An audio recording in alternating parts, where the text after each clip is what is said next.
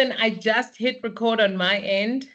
Okay, cool. That's Yes, perfect. so I was waiting for it to tell me that it's recording before I start the class intro. Good afternoon, everybody. Thank you for joining us once again for these online sessions that we try and do. This week was a specifically important one to have online so we could have our Santon as well as our Durban campuses join us. And we've got a guest lecture joining us today is Khato Mbanda, marketing manager, responsible for marketing promotions, sponsorships, as well as events at Toyota South Africa. If you've been in class for the first part of this week, we've definitely run through the theoretical part of sponsorships. We have the honor and the great privilege of being joined by Khato today, who's going to talk us through sponsorship and also from a company side, help us to identify what organizations are looking for, what makes a sponsorship letter, a sponsorship proposal, or even a sponsorship pitch deck actually stand out. Khato, the floor is yours. If you can just tell us about like how you got into the position where you are right now and exactly what it is that you do, and then you'll delve into some of the points that we had spoken briefly about in terms of what the students need to cover from their understanding of sponsorship, but obviously not only limited to what they need to know for assessment purposes, but also for the world of work and the real world that they'll step into once they graduate. Welcome and thank you. Thank you very much, Angelica. As you have mentioned, my name is Khato Mbanda. Good day to everyone on this call. And just to mention that Angelica just sort of, hijacked me somehow to come through today and just, speak about some of the experiences that I have and what I know that I will impart onto you guys, and hopefully it will work. But it's just a brief background about myself. You can call me Khato. And to be honest, I don't know how you guys conduct these online sessions, but I would really like them to be a bit more interactive. If you have questions, you can ask at any time. Just raise your hand. And if I don't see hands, if I have the slides on, Angelica, you can just stop me and we can have a discussion. I Okay, would prefer it definitely. to be Will do. that way. Yeah. So just a brief background, as Angelica mentioned, I'm with Toyota South Africa, the head office, sponsorship manager, in charge of a few of the portfolios within the marketing, comms, and sponsorship department. The big one being our sponsorship of Kaizer Chiefs. And also we do some school sports sponsorships. We also do, gaming as well, esport gaming. I don't know if you guys know Comic-Con. We're part of the sponsor there. We do agricultural events, which one of the big ones is called NAMPO. So there's a lot of different sponsorships that we support within the business.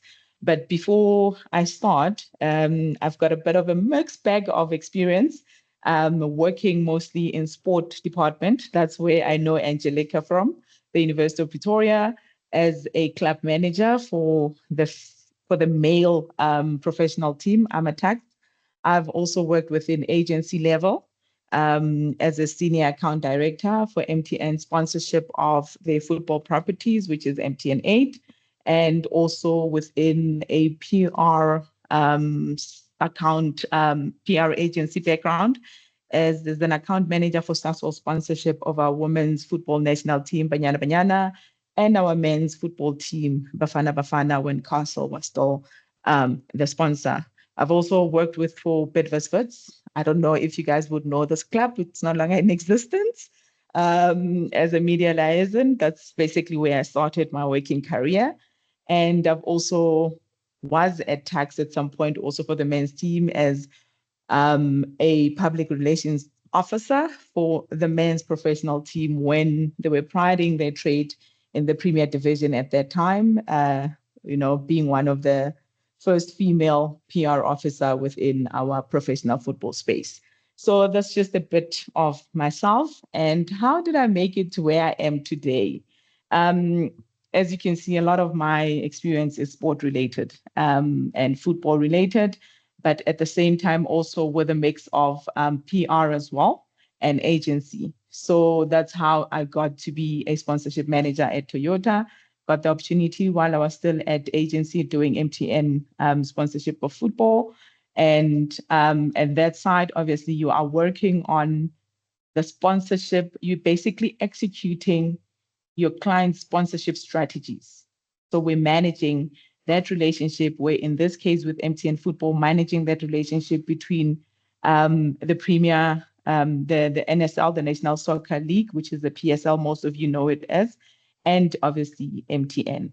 So that's what we do. So that's how my experience of even now being on the client side as a sponsorship manager, working now with agencies to execute our strategies and me leading in what we want to achieve as a business and them executing for us. I don't have a lot of slides. I just have an agenda that we can look into, which is what the discussion points will be based on for today's session. So basically, what is sponsorship? I know you guys have covered a lot of this in your coursework in what sponsorship is. And it speaks of, different kinds of sponsorship and a difference between a donation and a sponsorship. So a donation is in-kind support to your event or to an organization or to a corporate or to a business to say, this is our in-kind support to you. It can be in different formats where donations, it can be in products, it can be in money, monetary value. Same applies to sponsorships as well. But the difference between the two is that in sponsorship, there are reasons why these are done. And in a lot of the time is for us to get the brand out there, for brand awareness, for people to know about your brand, or you go into to reach your different target markets that you're trying to reach. So then you look at the different sponsors, organizations, or events, or clubs or sporting organizations that you get involved with. Will they make you reach your target audiences that you're trying to reach? So that is what sponsorship is all about. And in terms of, we spoke about strategy as well. So each corporation, each business, each corporate has their own strategy when it comes to sponsorship. I've seen your course pack where it does define, how different organizations look at their sponsorships and who they get involved with or partner with, and in terms of what their strategy is. And these, I'll briefly just break it down a bit into how it works. So when we look at what our strategy is as a business, we break into the different portfolios and see how we can reach those portfolios to reach our target audience. For instance, I'll use Toyota as an example. We look at we've got sport within the properties that we partner or sponsor. We've got lifestyle. And in sport right now, I'm talking about, we've got the rugby, which is the Toyota Cheetahs. We support the Springboks. We support the football.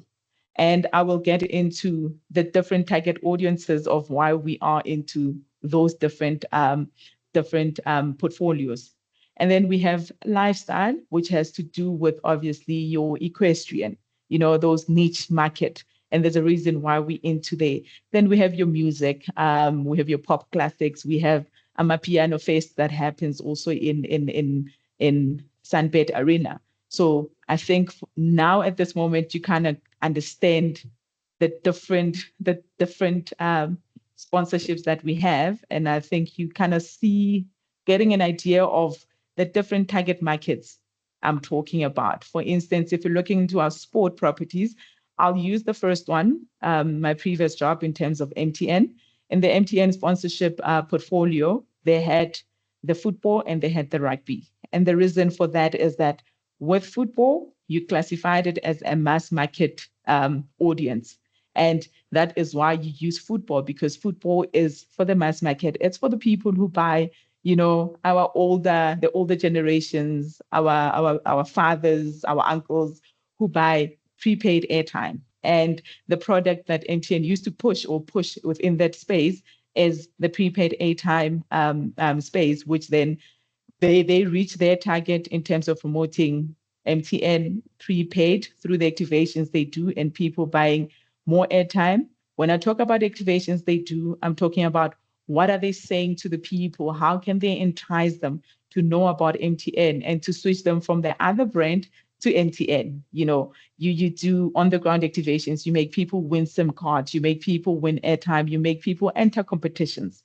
Those are the different kind of activations that I'm talking about. And within the rugby space as well, they're looking at their high value clients. And these are clients that have businesses that are big business people that can come on to become MTN customers through the long-term contracts that they can take for their businesses. So that's the kind of target audience we're looking for. For us within Toyota, we have two brands. I'm not sure if you guys do know that Lexus is a Toyota brand. You do? Somebody? No. Yes. Okay. Now you know. The lecturers know. So now you know. So we differentiate those. We look at the Toyota brand. Our Toyotas, we're looking at your Corolla Crosses. We're looking at your hatchbacks, Toyota hatchbacks. We're looking at your RAV4s. We're looking at, the different Toyota cars, and obviously pushing those within the different sponsorships. In terms of football, we push our Corolla Cross, which is made in South Africa, in Durban. It's one of the cars that was made in South Africa, along with the Tez. You guys don't know the Tez. It's one of the first cars that Toyota made in South Africa. It did not have a power steering like the cars we have today. So times have moved. So it's one of those. And within the Lexus brand, we look at our high value clients. How do we push it within our high value clients? And we more into pushing Lexus within the golfing and the polo space, and also looking at rugby, the kind of target audience we're trying to reach. These are your big car sort of LSM, where we push our big cars, which is your Hiluxes, your Land Cruiser Prados, more agricultural big cars because of the target audience that we're trying to reach through the rugby. So that is on strategy and what is the sponsorship strategy. And then we'll look at the different kind of sponsorships within the strategy as well. So when you're putting when we put our strategy together, we do look at where do we place the sponsor. Is it a title sponsor when we go into it? And within title sponsor, I'm talking top of the top. So when an organization or you looking for sponsorship, you will tier your request. So you can't just say, I'm looking for sponsorship, I'm looking for R1. You can show the organization that obviously if you put in R1, you will get this and this and this in return for you giving us the R1. So we look at the title sponsor, and within all these different sponsorships, there are commercial rights that a sponsor can have. So there's a title. I'll just show you guys a brief example just now from one of an organization or a show. So there's a title sponsor, and then you can also tier your sponsor into different either bronze, silver, gold, or tier 1, 2, or 3. And within there, you will put in the different kinds of what the commercial rights will be for the person who's going to give you the money. So if I can just show you just a brief example of what I am referring to, just to give you an idea. So this is one of a proposal, a sponsorship proposal. So this person is obviously doing a show.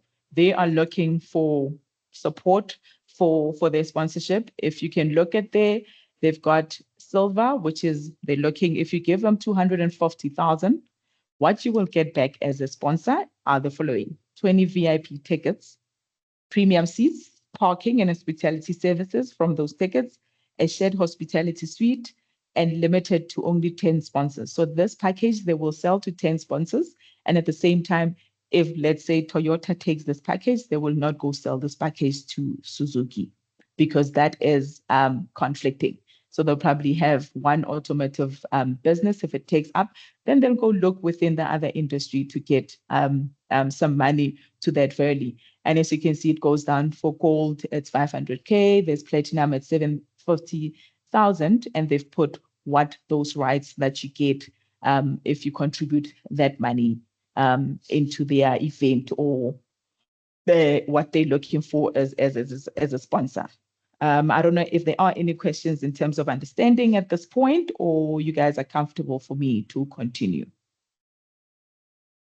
Khato, just a quick question. You have shared obviously so much in terms of how the organization is structured, understanding your different target markets, and for each target market, you'll have a specific sponsorship strategy that you action. How long in advance do you, for example, what you just showed us now with someone who's approached you or an event that's approached you to request sponsorship, how long in advance do you do that? Or are you like one of those companies that have a specific cutoff where if you want sponsorship for 2025, your application needs to be in last June already?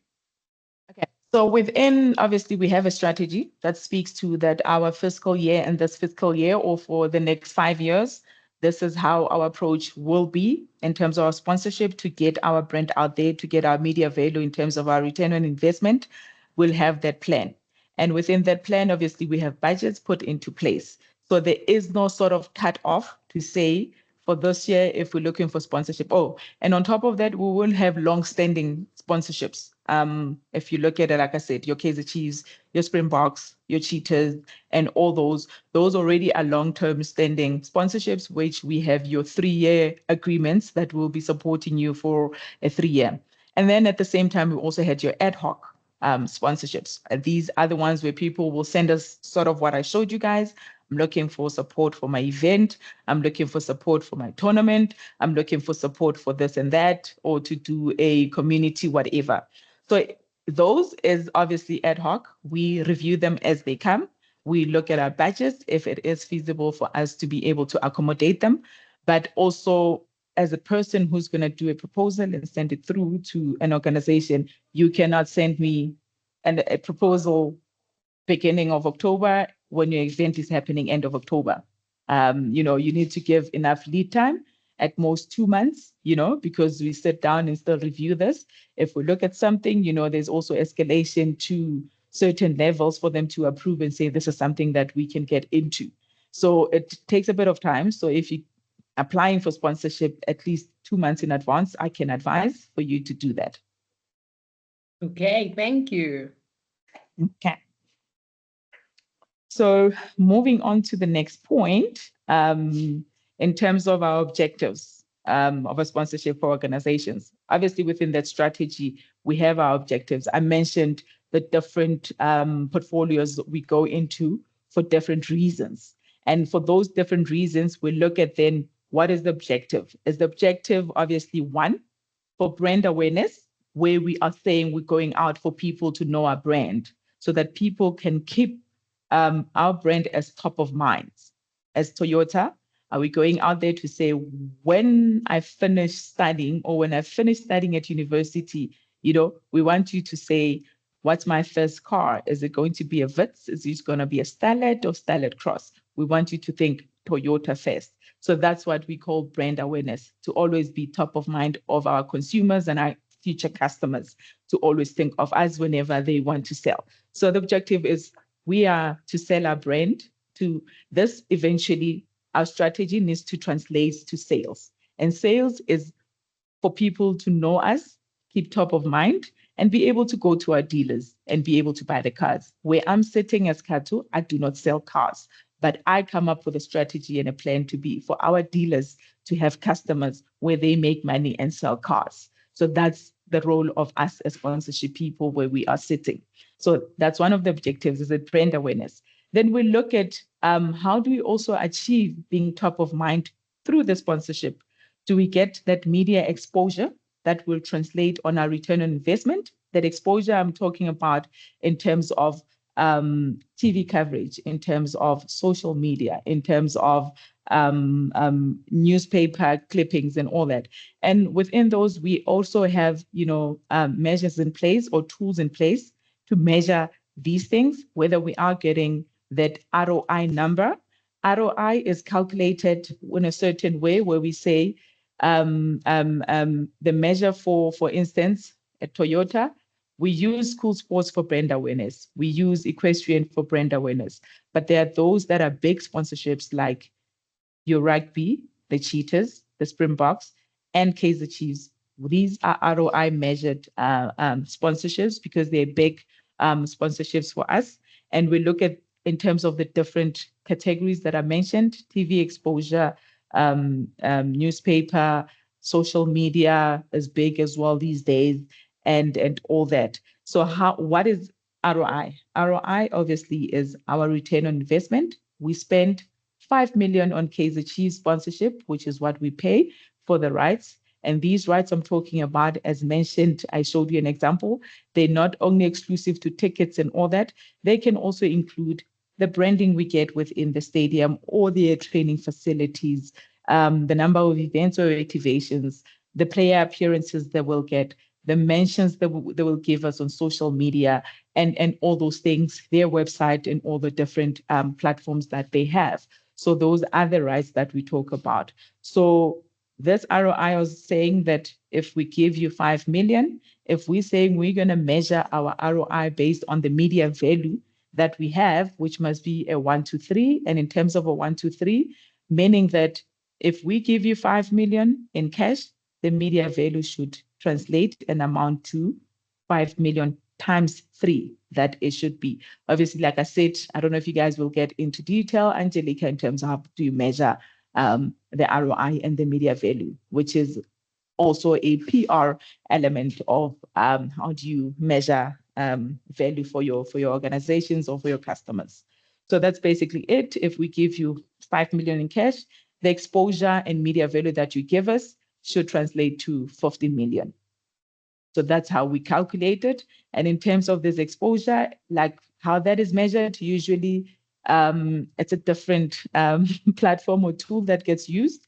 And from our side, we use there's Nielsen Media or Nielsen Sports that measures these things. There's BMI that measures all these for us and gives us the results. It looks at how many times did your logo appear on TV, and then they look at the SABC or SuperSport rate card that says if your logo were to appear on our screen for 5 minutes, this is how much you would have paid if we had to make you pay for it. And that's how the money is then calculated to say you are reaching your ROI targets of 15 million that we're supposed to see as a sponsor.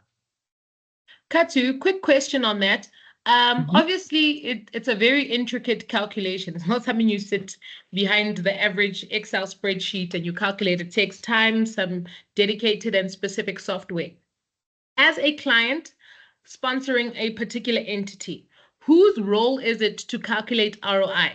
Because if you've given me 5 million, I'm going to inflate those figures, right? Because I can just type it behind an Excel sheet. How important is it for you as a client also to stay on top of the actual ROI measure?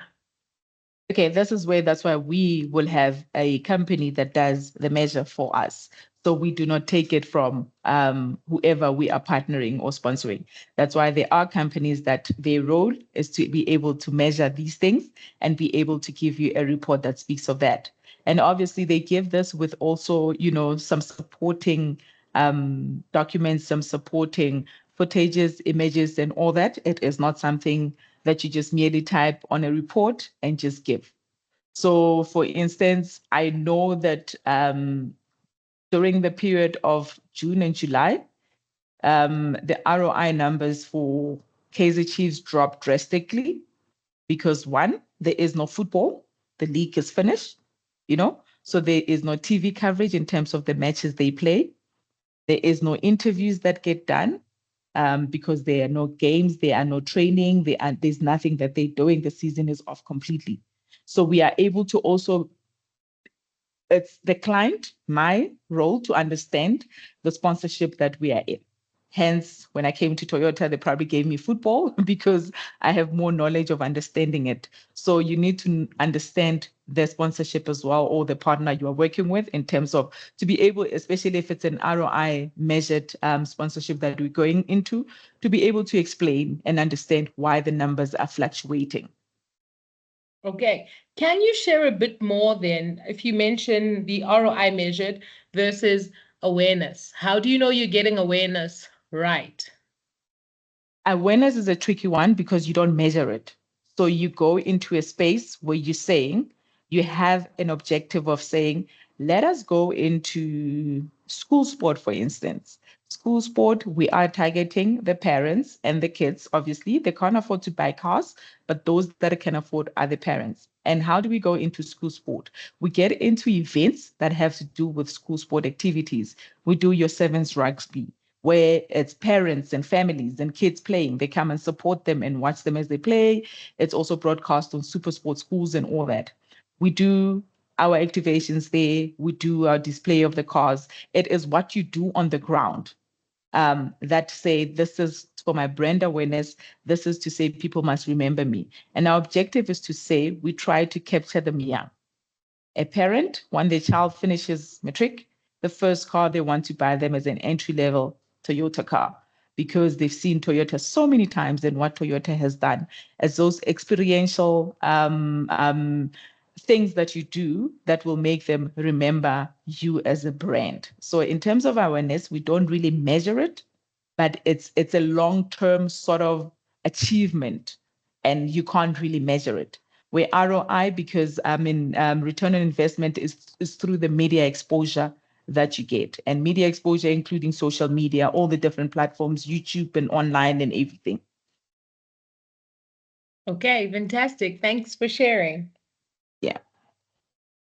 Hey, and then I think I have covered the different kinds of sponsorships. And if we can get a bit into how do you put together your sponsorship request letter or proposal? And this is a very, it's also a tricky one, but obviously for somebody sitting on this side, having to go through a lot of sponsorship requests, it's going through a long letter that just in wording explaining what you are looking for, writing a long history essay is not ideal. A proposal is a better way with a cover letter, and the cover letter obviously should be obviously quick to read. It should state, give like I saw in your work study guide. It should give an introduction, background of who you are as an organization, and what is it that you are giving us, or you want us to support. If it's an event, if it's a sporting thing, if it's, you must give us details of this is what the event is, a brief background of what the event is all about, and the details of when or how long this is going to be, and basically what exactly is it you are looking for from the corporate. Are you looking for money to support your event? Are you looking for products to support your event? And this is where we say products, it's called value in kind, because but we also put a monetary value on it as a sponsor to say, from Toyota, if you say you are looking for a car for your event, we'll give you a Hilux, but we know that the value of a Hilux, the retail price is 550,000. So therefore, we are giving you 550,000 worth of value in kind. So it's not just we just giving you a product and there is no cost associated to it from our side as somebody who's giving you the sponsor. And obviously the money, you will state that we are looking for 10,000 for this. And you must also state, as I mentioned, how the sponsor will benefit or derive value from giving you either the product or the money.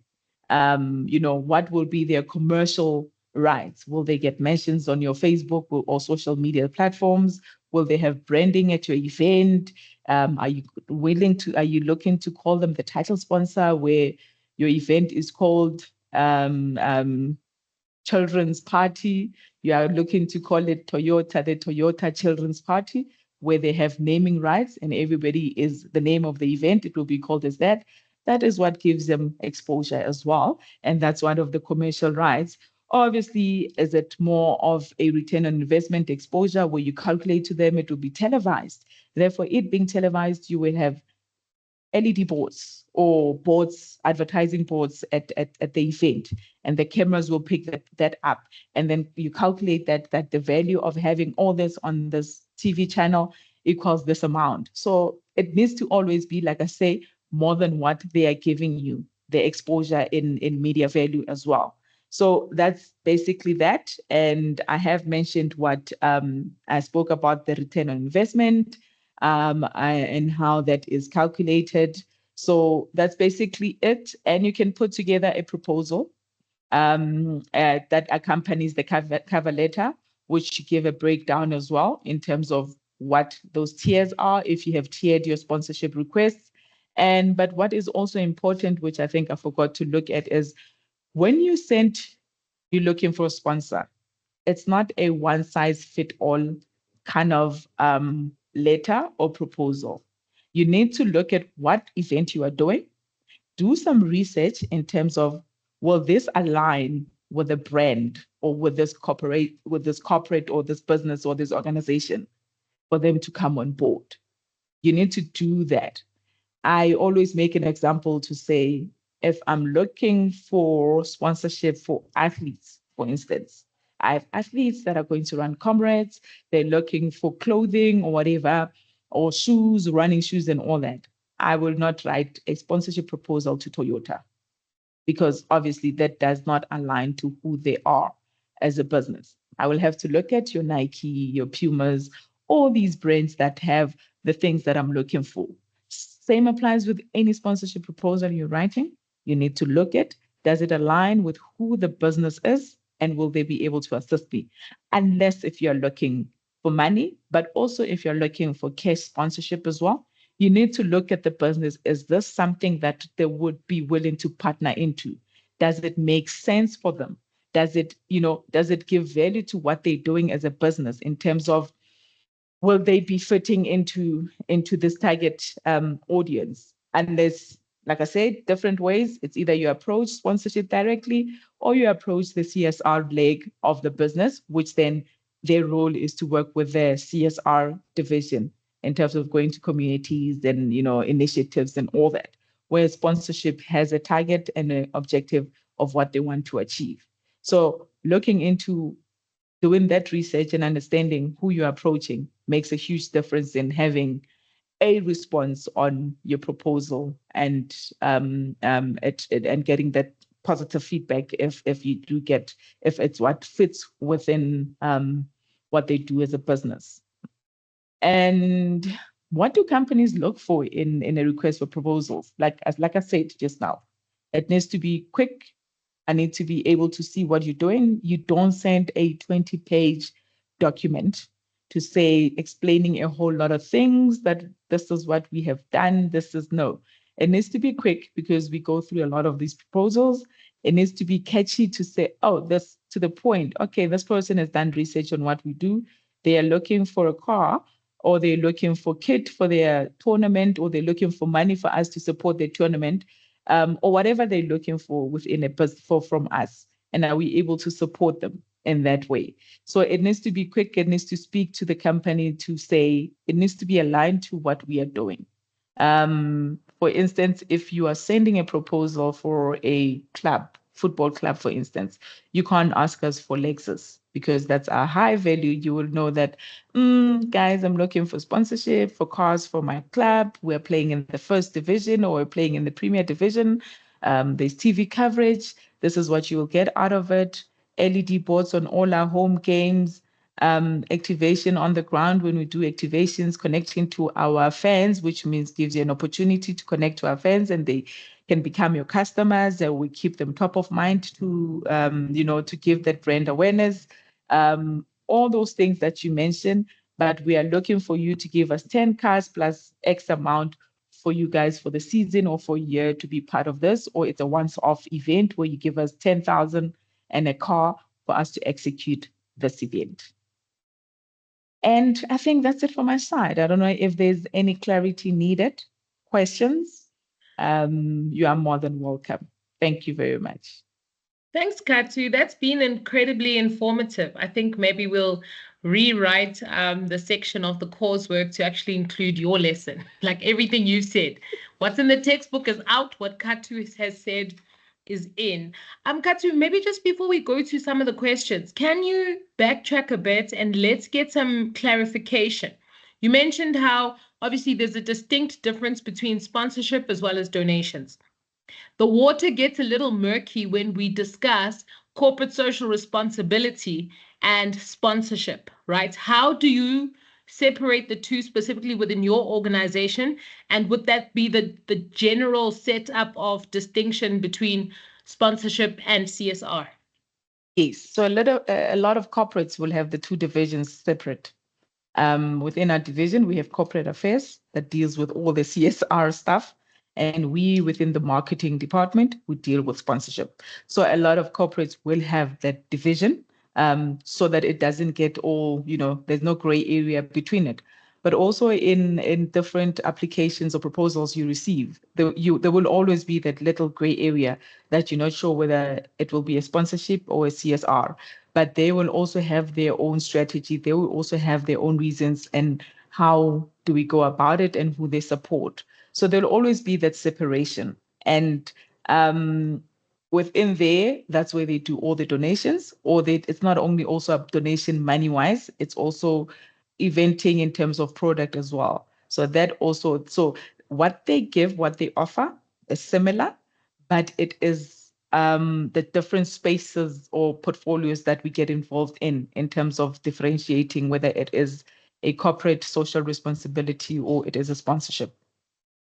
Okay. I also like to mention that a lot of what you do in sponsorship is driven by targets, reaching objectives specifically from a financial perspective. So it must make sense in terms of rands and dollars.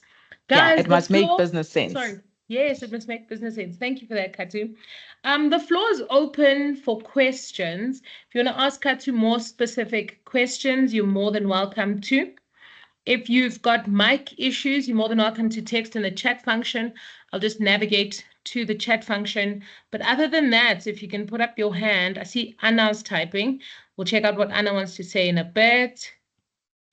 Anything from Clifford? Anything from Claire? Anything from Nathan?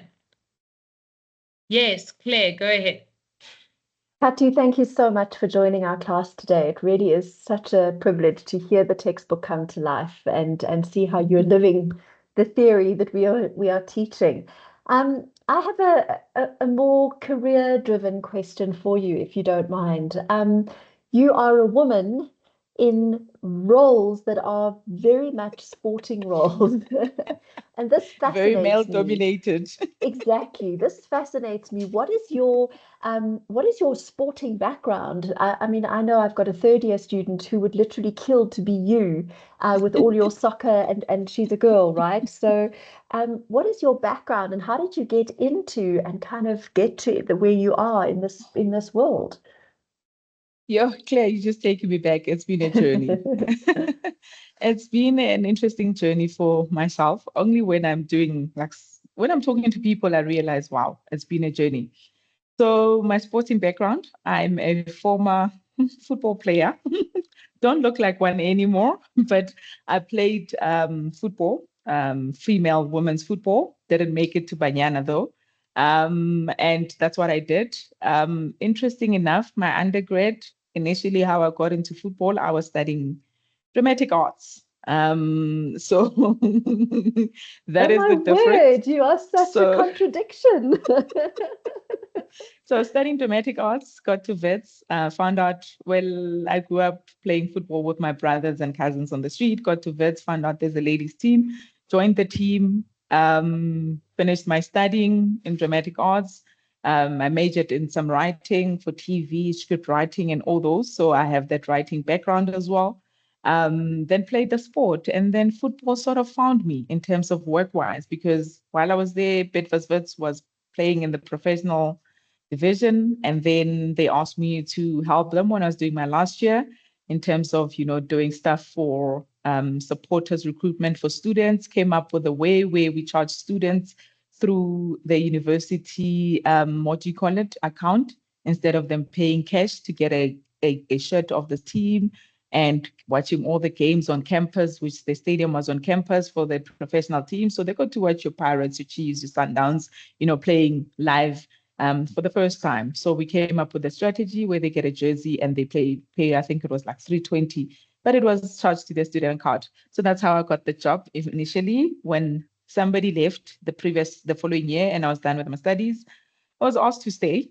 And that's how I worked my way all the way to being. But all this time I was saying, but I can't just do all these media, all these, stuff. I want to do the real things. I want to understand the commercial side of the sport. I want to be the one signing the player contracts. I want to be the one negotiating the player contracts. So the first opportunity was being the PRO, first female to be able to do radio interviews with journalists, speak about the team's performance and explain it in terms of what we're looking for and, understanding the players. And also next was for me to negotiate, do the commercial side, negotiating those contracts and managing the club, the finances and everything and all that. So that's basically my background and how I got to where I got. And I think it's a personal thing. It's not something that you can teach a person. I've always had this burning desire to be better than what I was last year and to be able to move forward to do the next. Like I said, I didn't want to, I asked myself after a while, I'm a woman. Must I just do media because I'm a woman in football? I can also be a club manager. I can also be a team manager. I can be in the change room with the coaches. I can sit and negotiate contracts. I can ask a coach a question to say, why do you want me to negotiate and sign that player? I don't think they're a good player. I wanted to be in those spaces where I add value and make a difference and be able to speak up. But at the same time, it just doesn't come with you being arrogant and saying, I'm a woman, so therefore you must listen to me. It comes with you equipping yourself with the knowledge as well as experience. So before I did PRO, I did my honors in journalism from drama. So that's my PR and journalist space comes in. And then 2 years ago or so, I decided to do my postgrad in business admin because obviously I was doing the commercial side of things. And I think that is what opened doors for me being at Toyota today. And it's not easy. At some point, I forgot. But as time goes on, they start to believe and trust in you as a human being and not look at the gender first. And I think that's where I got with football till this days, where I sit in rooms with your chairmen of the league, your Ivan Kozas, and the chairmen and owners of all these clubs, knowing me by my first name and being able to call and ask for advice. So it comes with that perseverance, but it comes with looking inside as well and saying, this is what I want and this is where I want to be. So that board, that vision board, that 2, 3, 4, 5, 10-year plan that we keep talking about, it is a reality. And like they say, it's not you need what? There's a saying, they say, a dream not written down is what, and all those things might sound cliche, but they are real, and it comes within you as a person. Wow, you are a living embodiment of somebody who had a passion and then used your studying. And it sounds to me like your job is a hobby.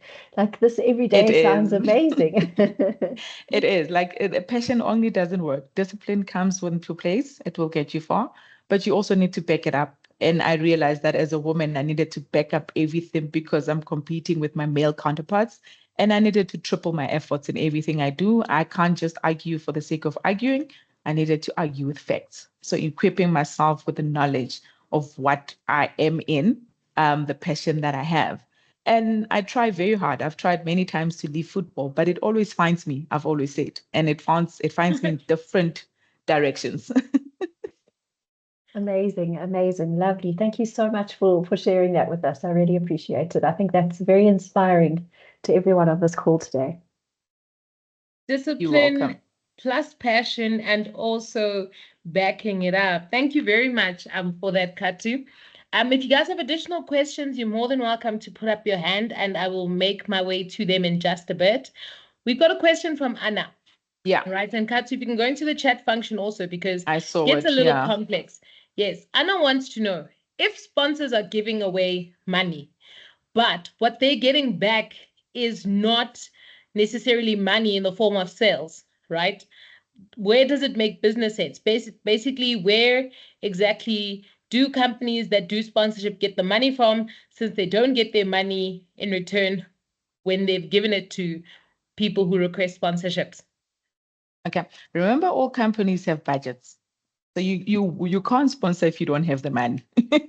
So all companies have budgets, and a certain percentage of each corporate, of each big company, will always put a certain percentage towards marketing, towards comms, towards sponsorship, and all that.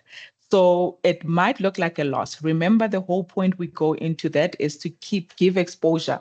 It's not a quick fix. It's not something that you get results immediately in terms of making your money back. Like I said, our role is to make sure we give that exposure of our brand for people to have us as top of mind for people, so that one day eventually they will buy our cars, they will know our brand, they will interact with it. So it might look like a loss from a point where you guys are sitting, but it is something that as a business, if you want to grow and if you want to translate whatever you're doing to make money or to start selling, you need to be out there for people to know you. So you can't just be a business and say, I'm selling cars, but I'm not doing anything for people to know me. Toyota is a big brand. It's been in the country for many years, but at the same time, there are competitors in the market. What are we doing to make sure that, one, we are keeping our customers that have always trusted us? Two, how are we going to attract new customers as well? And all these things you need to spend money to make money back eventually. Okay, thank you for that, Anna. Explaining the science, you need to spend money to make money. And remaining top of mind ultimately in the long run makes it easier for customers who, when are ready to spend, will choose you guys. If viewer wants to know, what has been the hardest thing about working in a male-dominated industry? Sure. If you were, it's hard. I don't know. What has been the hardest thing?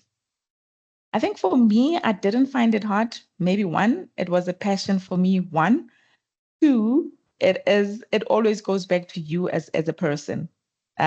What is it that you want to achieve in everything that you are doing? For me, I went into football with an objective to say, I want to add value and make a difference. I didn't go into the industry to be popular.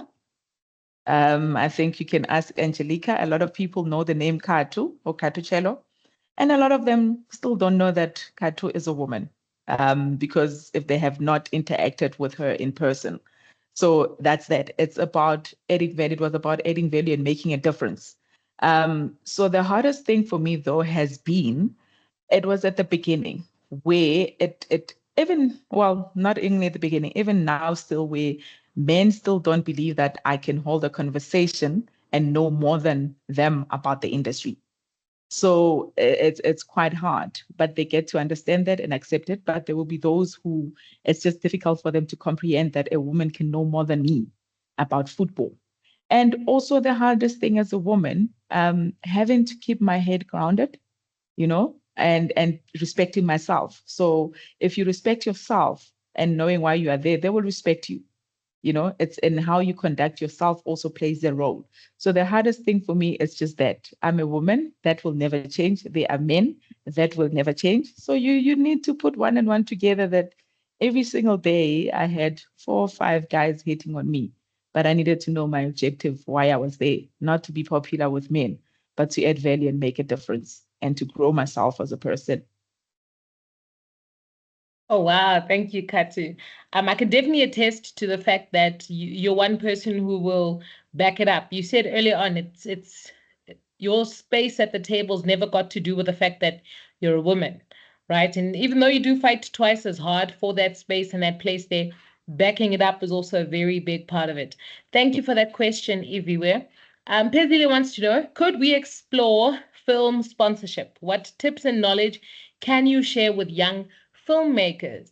I think this is tapping into your background as a drama grad. Yeah.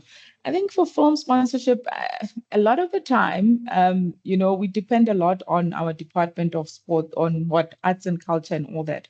And we do have corporates that will come on board to give you that relief in terms of depending on your script and what you are doing. If you have a script that needs cars in terms of your shooting, instead of, depending on the money to go hire all these cars, you approach your Toyotas to say, looking for cars, and we can look and say, we have a Starlet Cross, which has just launched. What kind of film is this? Is this a township sort of, Luxembourg sort of kind of film or whatever?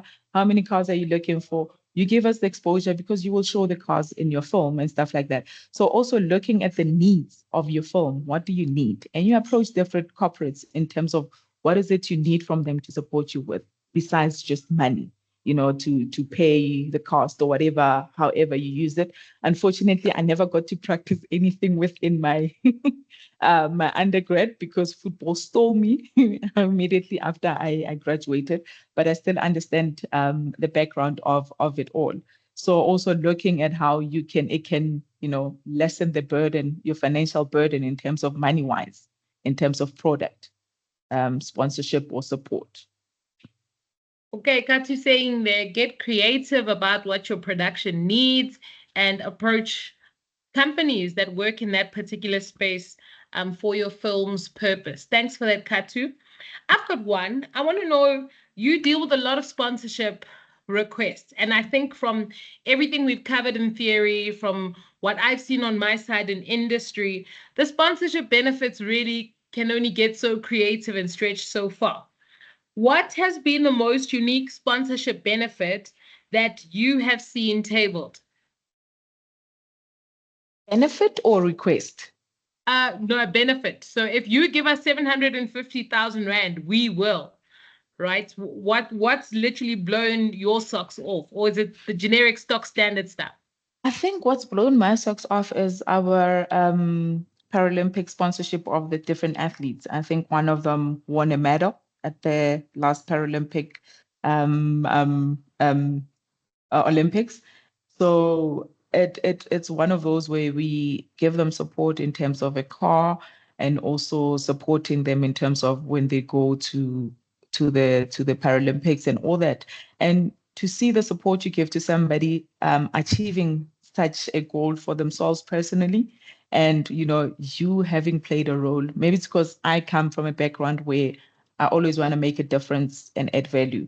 And that is what for me gives me that thing of being happy to say we played a role as a corporate in this person's achievement, whether we will still be with them 5 years down the line, but they will always remember that Toyota played a role for me to achieve this. So that has always been what blows my mind. And also,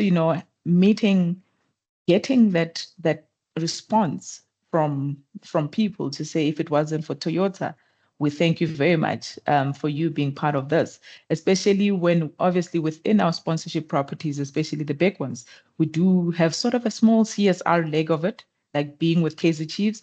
We have what we call Hearts on Sleeve, where they choose a home or an organization or charity, and we do some work there. We contribute money, we contribute products, we contribute whatever their needs are. And being there and seeing in the faces of the people that you are supporting to say thank you, I think that's one of the base things that fulfills me as a person. Oh, wow. I think sometimes we also forget that behind the big corporates is a person. They are human beings. They're yes. human beings, and we connect human to human. Maybe also just going back to the drawing board, we can humanize our proposals a bit more. The art of storytelling, and in a very authentic manner, can drive our points home way harder than the rands and cents sometimes do in a lot of instances. Claire's just shared something. Yes, Yep. Claire, go ahead. Sorry, I can't help myself. I was in the film industry for 25 years, so that question is like, I have a million answers for that question. So, Pazile, you're welcome to get in touch with me. I have a question for Toyota. Any chance of you sponsoring a vehicle for our top assignment for PR for PR2? Imagine if we could say Toyota gave away a car to top students at Boston Media House. I think it's something that we need to look at. Like I said, the final decision doesn't really lie with me. We discuss within internally, and we do escalate them to a certain level to also get that feedback, whether it is something that we can get into. But it also doesn't hurt to just share that request and the proposal, to say this is what the idea we have and how it would benefit Toyota and all those things. So you're more than welcome to share. I think all of our lecturers are going to have to combine all our resources and come up with a really hot plan of action Proposal. for you, and it will land on your desk, and we will hold thumbs. As long as Thank it's not 20 pages. I must also commend Claire. Claire's always the one who puts our guest lecture on the spot to say, listen, you've got influence in the space that you're in. Looking forward, how can we come to the table? So highly commendable. Nathan, when you're dishing out bonuses, Claire's top of that list. This is that's- PR 101, guys. As you all know, this is what we But do. This is what if we you do. if you don't say anything, how are you going to be able to get any help or no? If you don't put up your hand, no one is going to notice you. Yes, So- ladies, just putting it out there. Guys, a final call for questions. If you guys have any questions for Khato, if you want to run any of the ideas that you have for your sponsorship request in your letter, you've got the next 2 minutes before we close.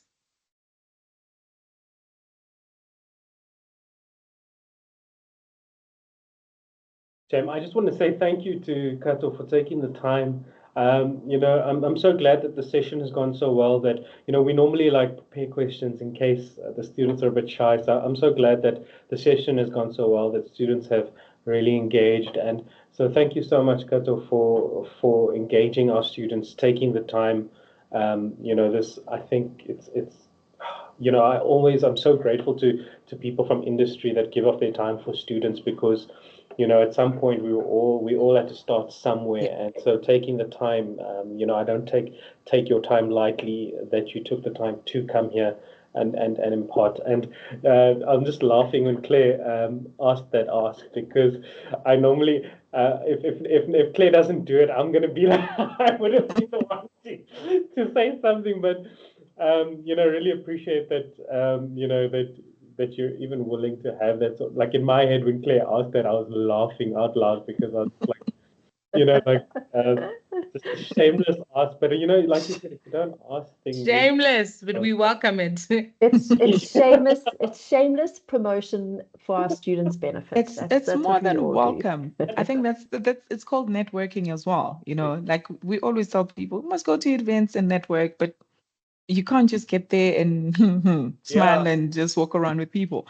It's how you talk, and you say, we talk about, what is it, the 30-second lift pitch or something like that. And it's all that. And as you mentioned, taking our time we all were there, we started somewhere. And this is the only way we can pay it forward. And this is the only way we can equip our young people with the knowledge ahead of time. Some of us, let me just say this to your students, guys. Some of us never had any of this. We've had to navigate the maze ourselves to get to where we are. And it wasn't easy. It might sound easy as I'm saying it now, but it wasn't easy. And we've had to navigate, because there was no such things like this, guest lectures from industry with people who experience coming to talk to you. There wasn't a lot of those. So you had to figure it out yourself. So consider yourselves lucky that your lectures are actually going out of their way as well, to get you these guest lectures, people to keep you with the knowledge before you get into the job space or into the job market. I have one more question, if I can ask. I'm probably asking this more for those that are considering taking PR3. And in third year, we do talk about crisis communications and partnering with influencers and sponsorships and protecting your brand and protecting your brand reputation. Do you have any instances where a sponsorship has gone wrong, where something you thought was going to work a particular way and all hell broke loose, and it was a crisis management because your brand was now associated with this? Definitely. You do have those. And obviously, that's what I'm saying, who we partner with, we do verification, background checks and all that it is not something that's going to taint the image of the business. But at the same time, you can get into a marriage with somebody and things go wrong down the line. That doesn't mean that it's going to be perfect all the way down the line. And that's where the corporate comms team comes in terms of corporate and crisis management, reputational damage management and all that. Because once you're associated with somebody, you will always be remembered. If I can make an example, this is not a bad one, though. It's just a funny one for Kaizer Chiefs fans. When Kaizer Chiefs is not doing well for the past couple of years and seasons, we are there as Toyota. Our name is there. The recent one, when issues with comrades and all that, because we're part of the sponsor, when things are going wrong and negative things are said in the media, our names are there. So we need to discuss with our partner and say what's going on, how do we manage this, how do we respond and all that. So there's also another team behind the sponsorship for comms and PR that deals with all this. What has been the most complicated sponsorship you had to work with? They're all complicated in different ways. And I'm saying this because the rights attributed or the rights that you get given or discuss and negotiate with them, they differ. So an example, I'll make a quick example just recently. Obviously, we are with Chiefs and we sponsor them. Within our agreement, we have an agreement because we're into e-gaming, e-sport. We have an agreement that will have an e-gaming activity or activation with them where we come up with an idea, the agency came up with the idea, you play FIFA online with Kaizer Chiefs and all those things.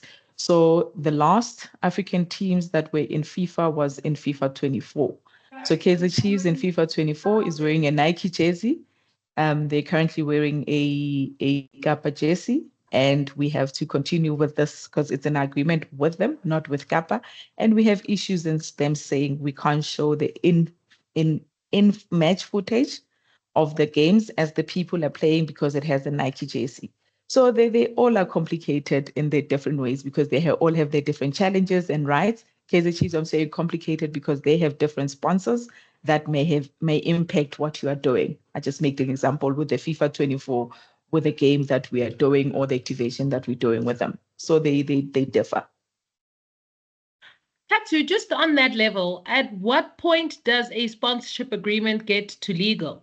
Because I mean, you said from an esports and a gaming, it naturally makes sense. But who would have brought it up at the granular to say, hey, the conflict actually exists on the shirt? Fantastic agreement, but the shirt you're wearing contravenes our clothing agreement presently. So this is an operational thing now. So all sponsorship agreements go through legal, and this mentioned just your generic commercial rights, what they are and how you're going to activate them. But on an operational level, this is where it comes because it doesn't say in the agreement that they have to be wearing a certain kit. So this is more operational. But all our sponsorship agreements, legal have to look at the terms because there are all these terms in terms of breach, in terms of all these things and whatnot, honoring and everything. And also we said our rights. So this is part of the rights that we have this e-gaming thing. Now it's an operational matter of how do we then deal with the fact that they're wearing a different kit? Do we blare the Nike out or do we not show and all those things? So this is more operational because the legal contract has been approved and signed. And the legal contract doesn't get into detail in terms of the operations. Okay. Thank you for that, Khato. We've got one more question. I see Anna typing. Anna, do you mind unmuting yourself to share your question?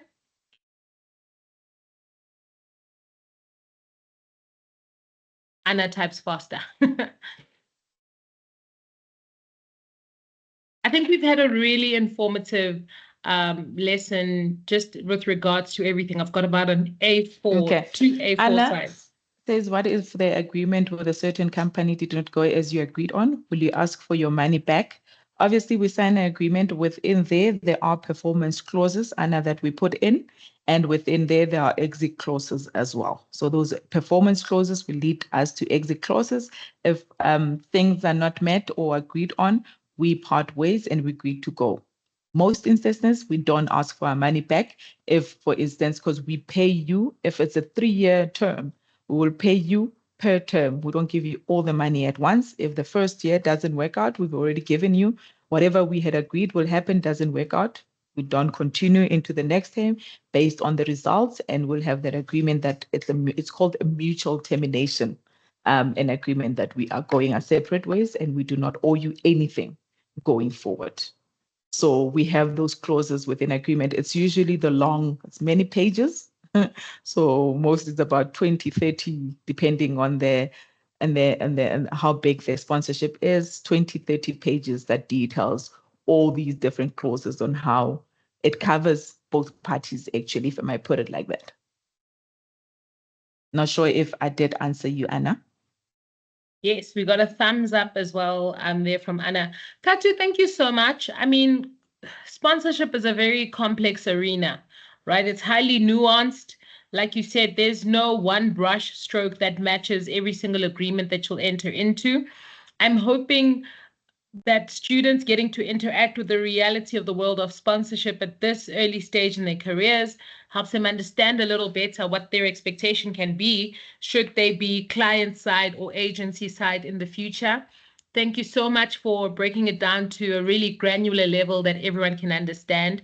Guys, the video will also be made available on Call Campus by latest tomorrow morning, so you can have a look. If there's anything that you want to go back to, this has been literally a masterclass. If you've read the theory, Khato helped us build on it and solidify it in our understanding at this level. And for that, Khato, we are so grateful. Thank you so much for your time. Thank you for affording me the opportunity, guys, and wishing you all the best with your studies. And hopefully we'll bump into each other one day. Just remind me, say, I remember you. But thank you very much, guys. Thank you. Thank you so much, Angelica, for arranging. Thanks. Bye. Lovely class. Thank you, everybody. Bye.